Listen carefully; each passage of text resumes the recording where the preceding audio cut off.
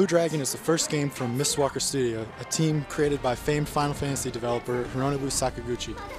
It's a traditional Japanese RPG that is the best-selling Xbox 360 game to date in Japan, and now it's finally arrived in North American shores.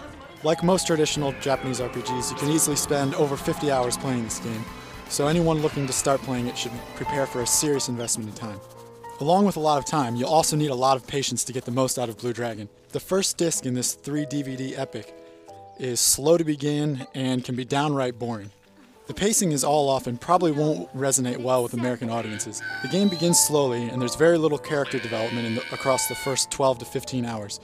Additionally, it's linear and there's no side quests to speak of. This is a huge hump that a lot of people are probably going to have a lot of difficulty getting over, but the game does get better with time. The story, characters, and dialogue all feel like a blast from the past. The story takes few chances and the characters don't develop much from the beginning to the end of the game. The dialogue too is very shallow. It all feels like this is being told to a 4-year-old, so there's very little subtlety going on here.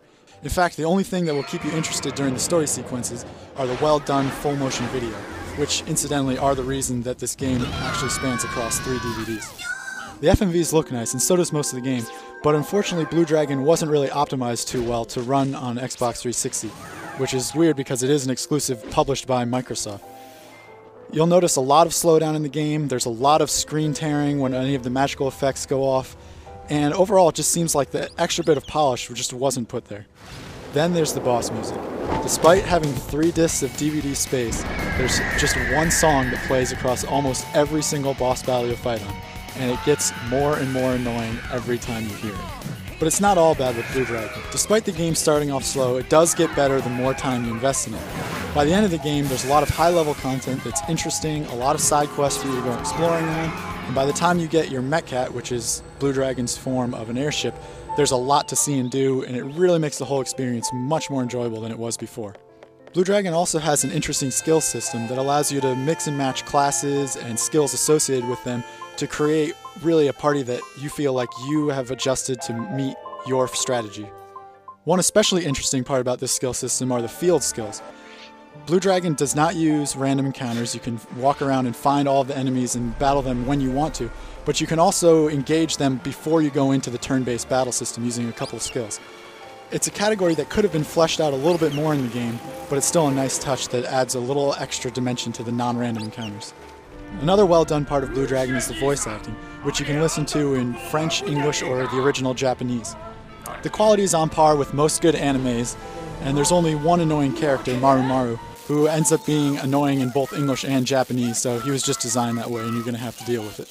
The combat is standard as far as turn-based RPGs go. In fact, it's even pretty simplistic. Any planning or strategy you do will go into the skill system that happens outside of a battle. Once you're in a fight, there's only a few options for attacking or casting spells. You pretty much just hit a button and then watch your shadow do the attack for you. The spell effects and animations are pretty standard too. There aren't even any summon spells until the very end of the game when you get a corporeal attack. And each character only has one of these, so the animations for those even become tiresome after just a short while. Blue Dragon's solid RPG mechanics and traditional design are somehow unique on Xbox 360, only because there are very few games like this on the console, even if it is a design that we've seen hundreds of times before. In the end, Blue Dragon didn't quite live up to the immense amount of hype it had when it was first announced, but it does end up being a good RPG. People who have been waiting a long time for a good turn-based Japanese RPG are going to find themselves somewhat happy and somewhat disappointed. Blue Dragon didn't live up to the hype that it originally created, but it does end up being a good game in the end.